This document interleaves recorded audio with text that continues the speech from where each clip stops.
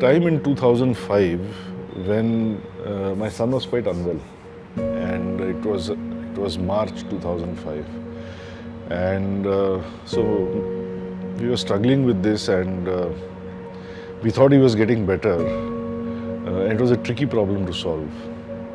And we thought he was getting better, but actually I realized he was getting worse. And I remember this moment where, and we were living here in this house where we grew up. So I lived here till 2009, from 1966, before I finally moved to my own home in town. So my parents, my brother, all of us with our kids lived in the same place.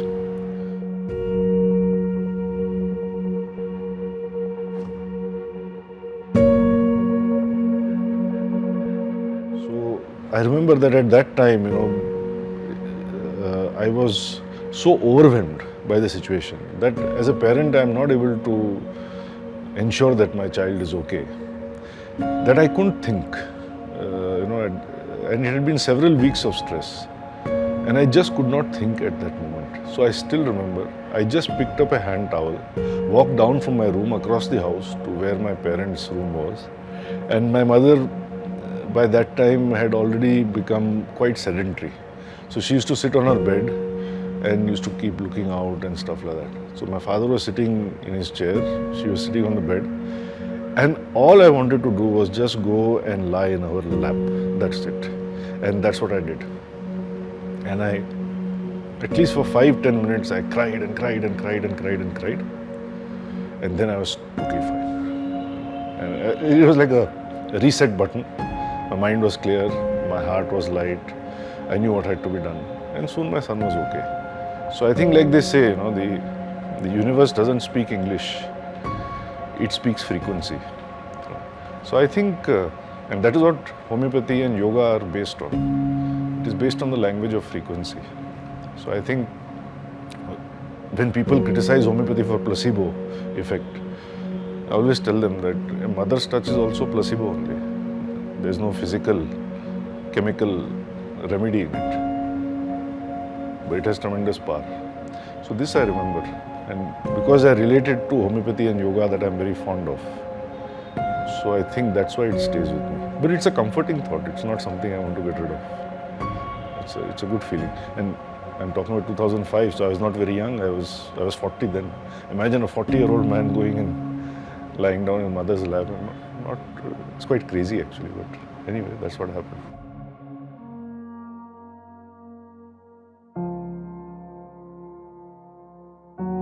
I would go home for lunch a couple of times a week because this is office, that is home, there's a 1-minute walk.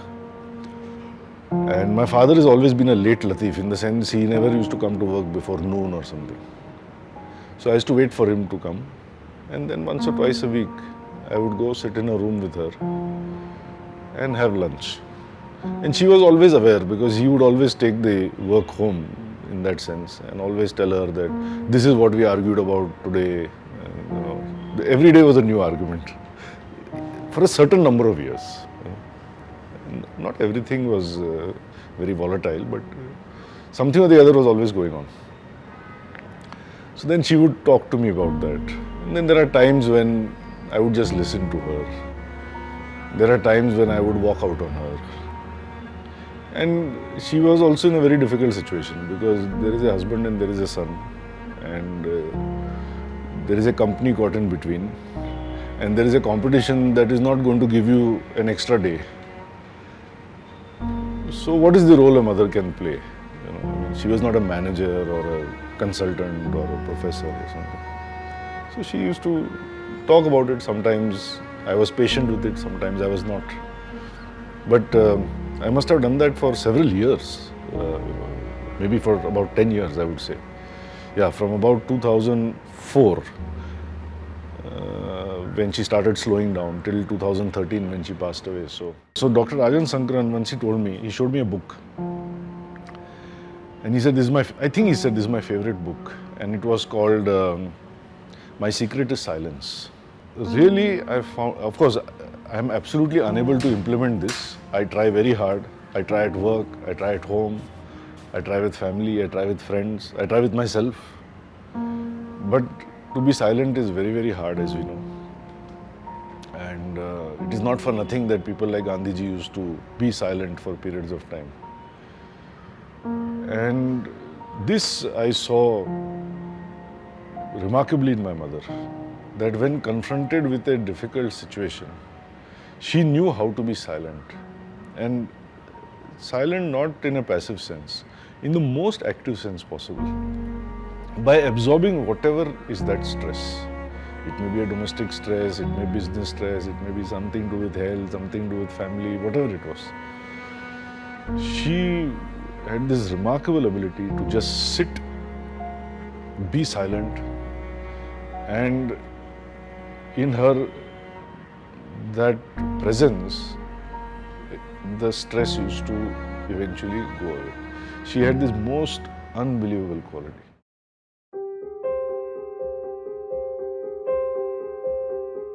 Silence is not, I think, the end point, but unless you start with silence, you're able to be quiet, you're able to still the mind. How will you observe anything? How will you understand anything?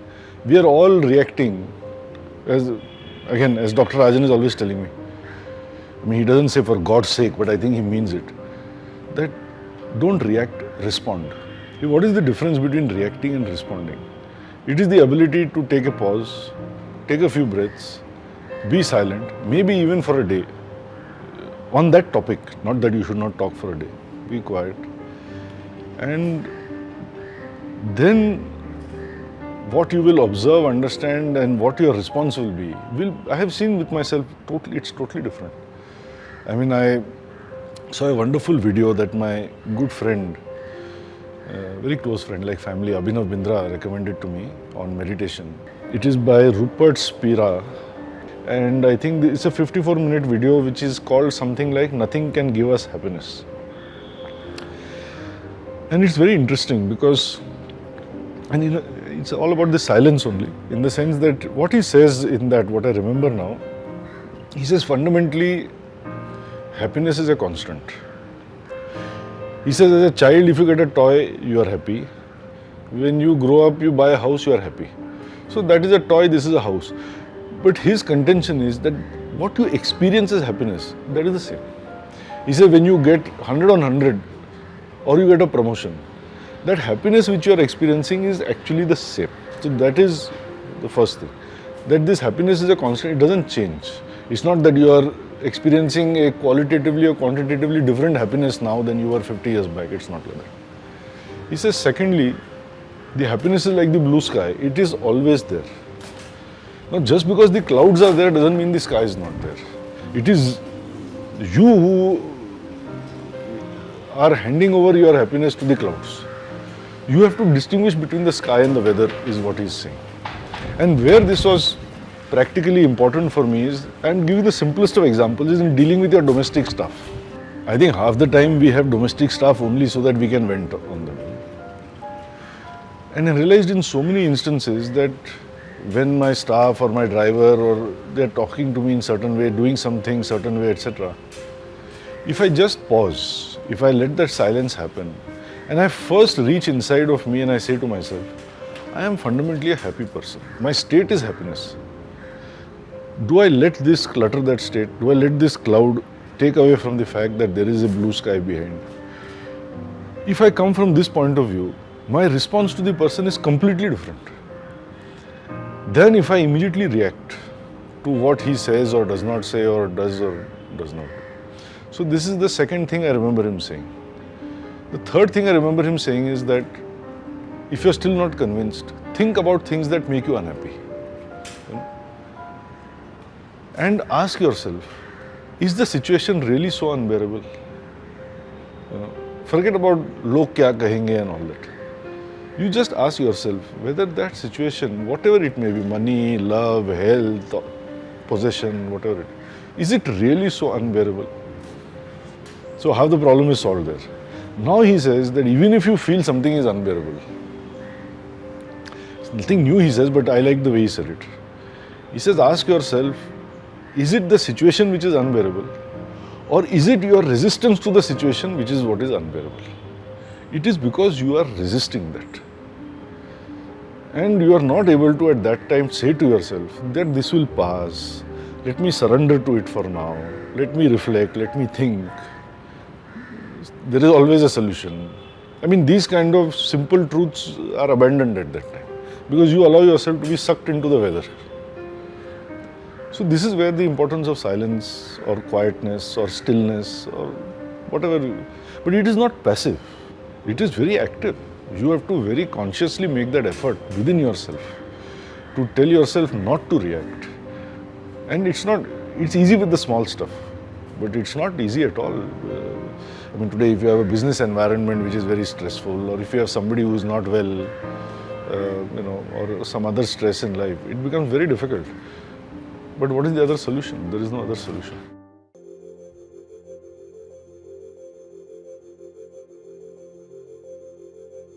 Abhinav used to tell me, I used to tell him, yaar, tu kuch bolta hi nahi hai. I met him about 4 years ago. By coincidence, that's not important. But I went to visit him at his house. Then I found that I am spending most of my time with his parents. And he was of course practicing for Rio at that time. But whenever he's there also, he's silent, he's quiet. And I think now he's about 36 or so. So, great Indian tradition, shadi kab hogi types and all that. So as you got to know each other a little better, so all these kind of conversations used to take place. But he used to tell me, he used to say, whether it's in terms of making friends, going to a party, being social, or having conversations, etc. It's very difficult for me. Because my whole life has been only about being quiet, quiet, quiet and quiet. And if you read his book, that one shot at glory or something, it's about winning the Olympic gold. He's written one book. It's an amazing book. I mean, it's a riveting book. You won't be able to put it down when you read that, And he describes in great detail, and of course he's told me many more stories at his shooting range, what goes into a person being so still that at 10 meters you are going to shoot something which you and I cannot even see, and you have to shoot the middle of that damn thing. It's, I think, like some 2 millimeters or 3 millimeters, I don't know how much it is. It's like a really tiny dot. I though with my eyes can't see it also, and he can see it.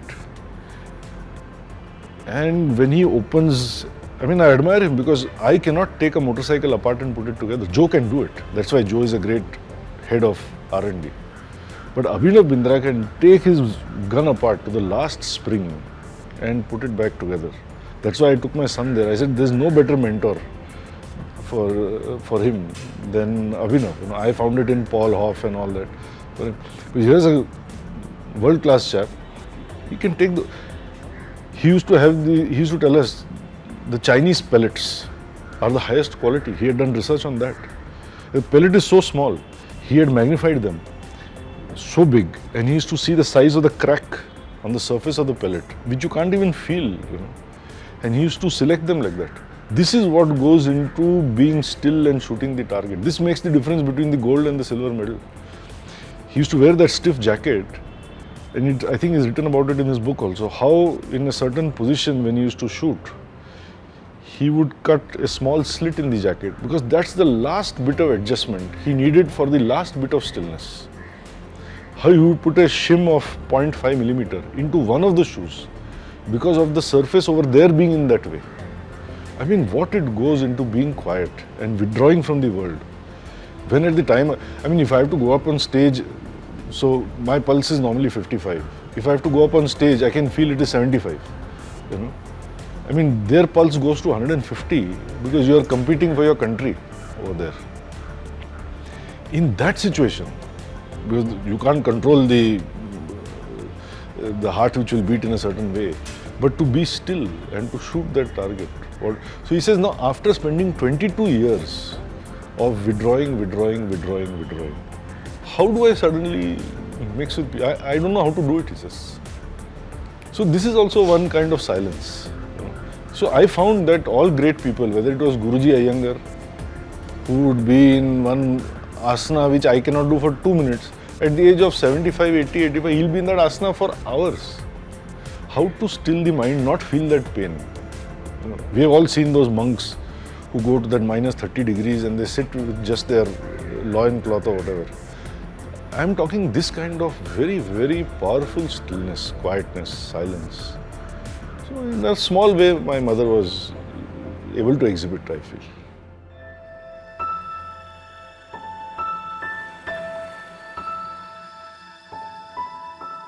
So in July 2012, I was doing yoga in Delhi. And it was cold in my room because of the AC. It was morning time when you are generally stiffer. And I was doing some pretty extreme backbends.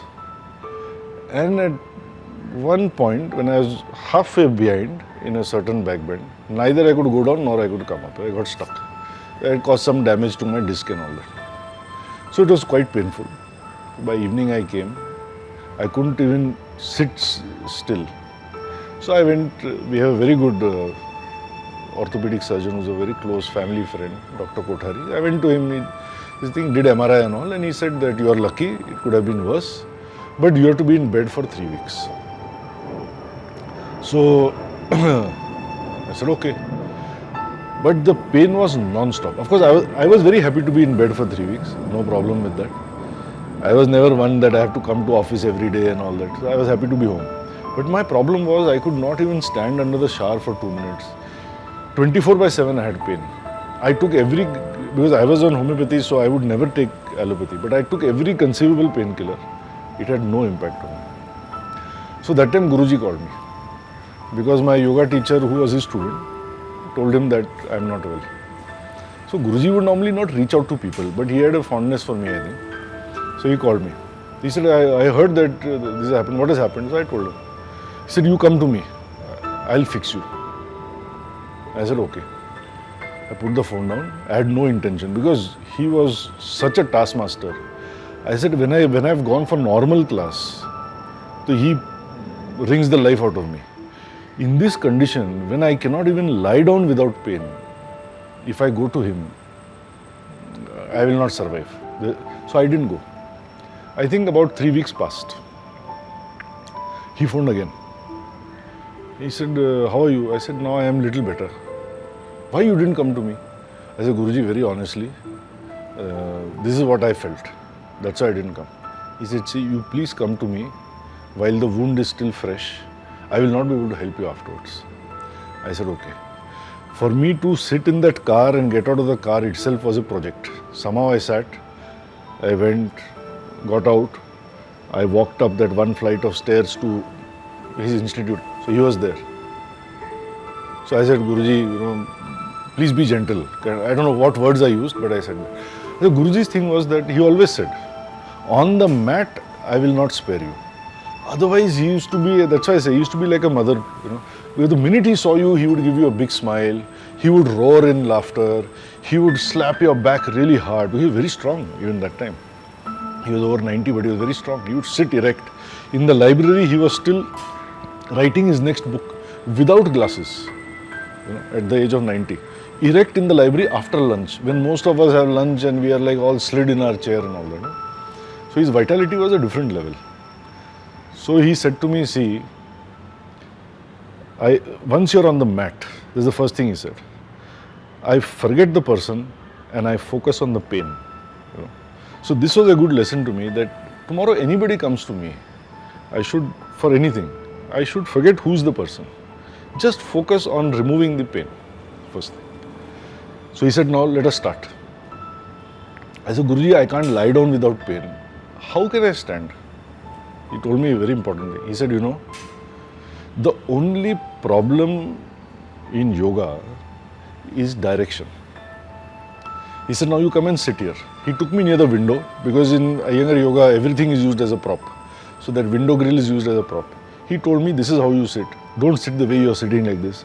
Your tailbone has to be at the back like this. Your spine has to be like this. Your shoulder has to be like this. He said, are you feeling pain now? I said, I am not feeling any pain. He says, now you lift and turn in this fashion. Now you hold the grill like this. Now you twist. I never thought I can twist. I was able to twist. He said, do you have pain? I said, I don't have pain. So he said, remember, whether it is yoga, whether it is work, or whether it is life, the first problem is direction. If your direction is not right, everything will hurt you. If your direction is right, nothing will hurt you. You may get there late, but nothing will hurt you. I said, okay, very good. Then he made me do all those basic twisting and all to warm me up. Then he took me on the mat. He said, now you do Sirsasana, headstand.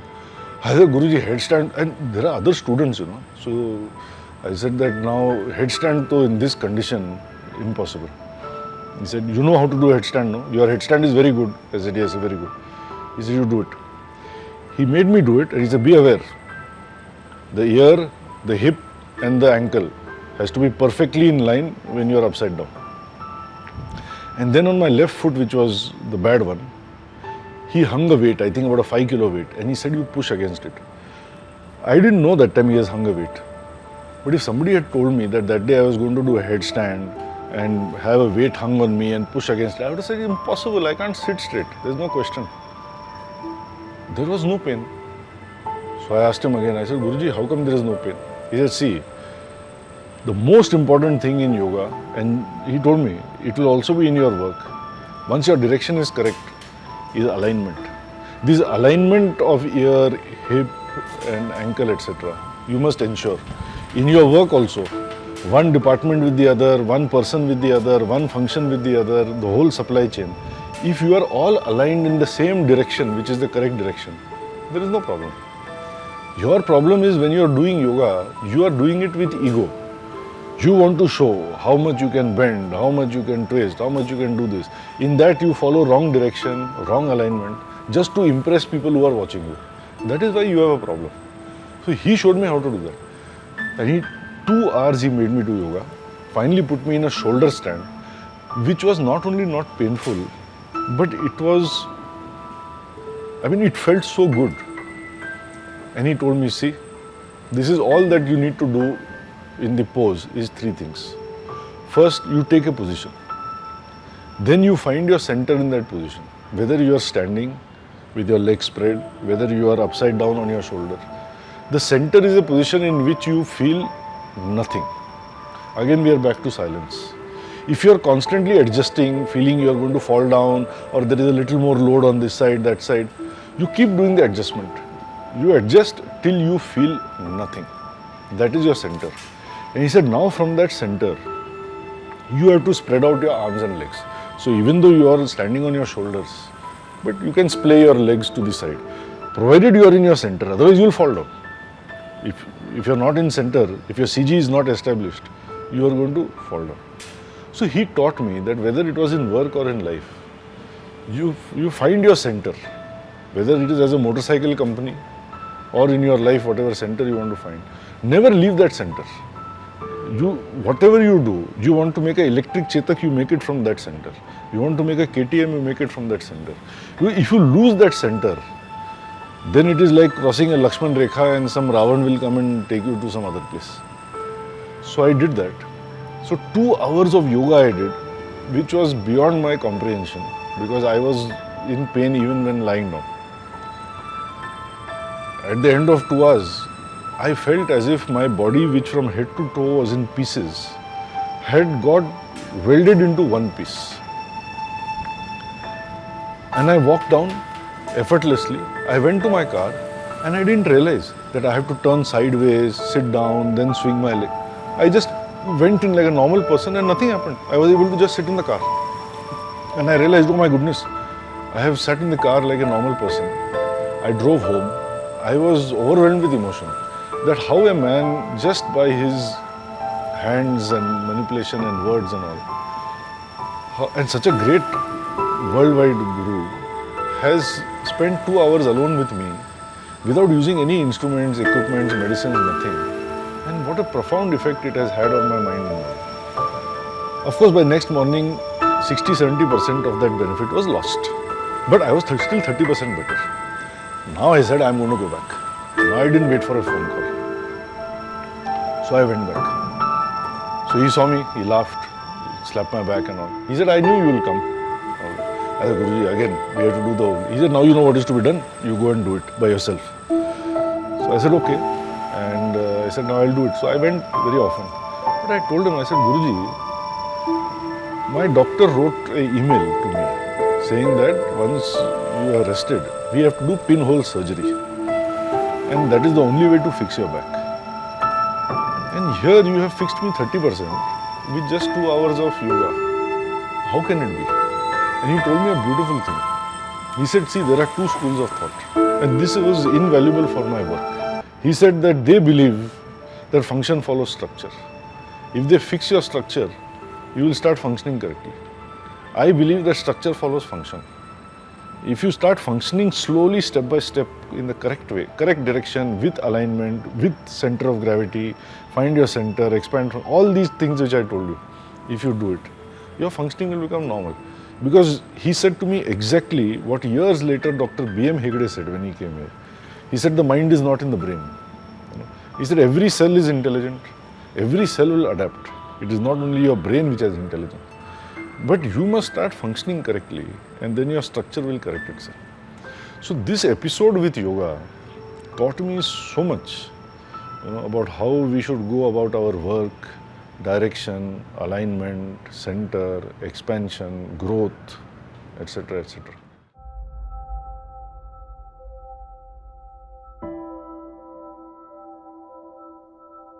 But I have come to realize that my ambition is actually to, I don't know is the correct expression, to become nothing.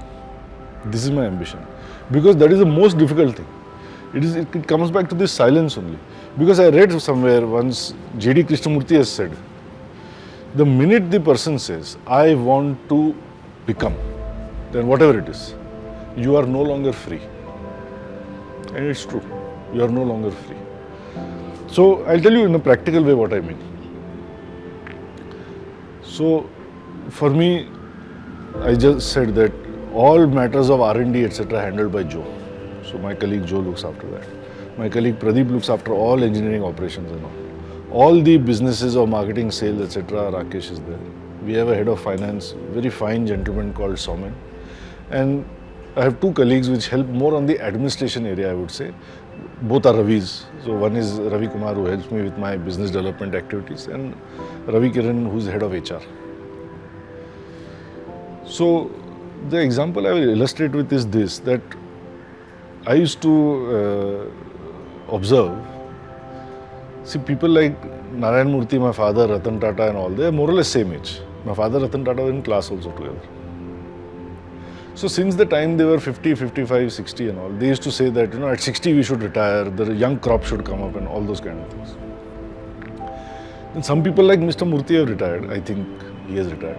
But most others conveniently made it 65, then they made it 70, so on and so forth. So I realized that people don't want to let go actually. They always want to become something more, or they think they can become something more. So this question came to my mind also. I remember I was speaking at the same forum as Sunil Mittal of Bharti. And I think he was about 48 at that time. And he said that I want to retire when I'm 50 and I have made it such that the succession planning is there and all those things. So I used to try to look for the answer to this question. That when will I retire? That I can stop becoming somebody and enjoy my life. So when there is nobody, then I go to Dr. Rajan only. So I told him, Dr. Rajan, now I have a question for you at the end of all my health issues. What? So I told him this whole story. Now please tell me the answer. So Dr. Rajan is like one instant noodle, he knows the answer to everything. He did not take even 1 second.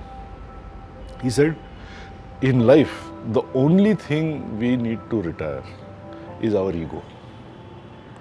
Is our ego. That's all. So there is no need to answer this question, when will you retire? In the same way, so whenever anybody asks me, when will you retire? I said, I have to only retire my ego, which I am not at all successful in doing. So I will keep trying to retire my ego. That is all I have to keep doing. As far as work is concerned, I told my colleagues long time back, long time means a few years back, that look, I have been here 30 years. So instinctively, intuitively, I know many things which all of you don't know. Because some of you have been here even longer than me, but you have not had the exposure I had. Some of you have been here only 10 years or 5 years or 2 years, etc. So I have that unfair advantage, let's say. And I have some strength in some areas. But 90% of what you all do, I can't do. So there is no point in my coming here every day and sitting on your head. Because if I come, then I have to do something. That means I have to call people, I have to meet them, I have to ask questions, I have to conduct reviews, I have to give instructions, which is all a very waste of time actually. So we work 5 days a week now. I can say that I come to office not more than 2 days a week. And my goal is to make it zero. So when you say, no, what do you want to become? My goal is zero only. Yamaguchi-san taught us, the goal of all TPM is zero. Zero defect, zero breakdown, zero rejection. And in my case, zero need for me in the office. But it doesn't mean that I am retired, huh? Because I get paid a very big salary. So there is no question of retiring and giving up that salary. But am I going to come to work, put my car on the road, contribute to greenhouse emission, cause congestion, make my presence felt, waste people's time just because I am the MD who is supposed to know everything? I am not going to do that either. I sit at home in my garden and I used to watch my grandfather doing this. Maybe my father will say that he has a selective memory, he conveniently picks up what he wants. But my grandfather, I think, was a great entrepreneur. I think if you talk to people, they will tell you, my father is a manager, my grandfather was the entrepreneur who could risk putting money into new things. Like this company was started by him, not by my father. And my memory of him is a wooden bed with an incline that he used to sit on in the sun and get an oil massage and conduct his work from there. So I also try to do that. Sit in the garden, I sit with my dogs. Today we know that work is not a geography. With your phone you can work from anywhere, whether it's a call, a message, a WhatsApp, email, whatever it is, even on the video, etc. You can do it. So my goal last few years is to intervene the least, to let people do their work. Of course, I have my own way of knowing what is happening, of focusing on priorities and all that. But to do less and less, because I will finish by telling you two very nice quotes which people have told me. So one is this fellow whose name I cannot pronounce, who says, less and less is done until non-action is achieved. When nothing is done, nothing is left undone. In the yoga asana, it is like that only. You have to do, when you perfect your forward bend and you are touching your head to your knees, the struggle has to stop. You have to give in, you have to exhale, you have to be humble, and then only you will touch the head to the knee. Egoistic person can never touch his head to the knees. It's impossible. So you have to do less, less, less till non-action is achieved. When nothing is done, nothing is left undone. Anyway, this is too complicated. But the simple version was told to me by Shah Rukh. We were sitting in his house one day and chatting. And I saw a photograph which looked like a black and white photograph of his father. So of him. So I said, "Arey, who has done this photo of you?" He said, "That is my father." I said, "Oh, it looks exactly like you." He said, "No, that's my father." And he has told many stories about his father at various forums. So he told me also some stories. In that he told me that one of the greatest lessons his father taught him was, जो कुछ नहीं करते, वो कमाल करते हैं. And I never understood it. I thought as usual Mr. Bollywood is being smart, over smart, slapstick and all those things.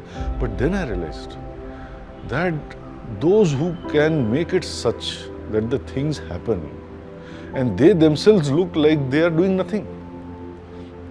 So there was somebody said no, that the leader is, I don't know what the words were, but the leader is the one whose people say, we did it ourselves. He doesn't stand there and I am holding the flag, I am marching from the front, I am leading. This whole Western egoistic leadership concept, I am leading from the front and setting example, is that it can all be done, but it can be done in a very silent, quiet, still way. So then I understood what he is saying, कि जो कुछ नहीं करते वो कमाल करते हैं.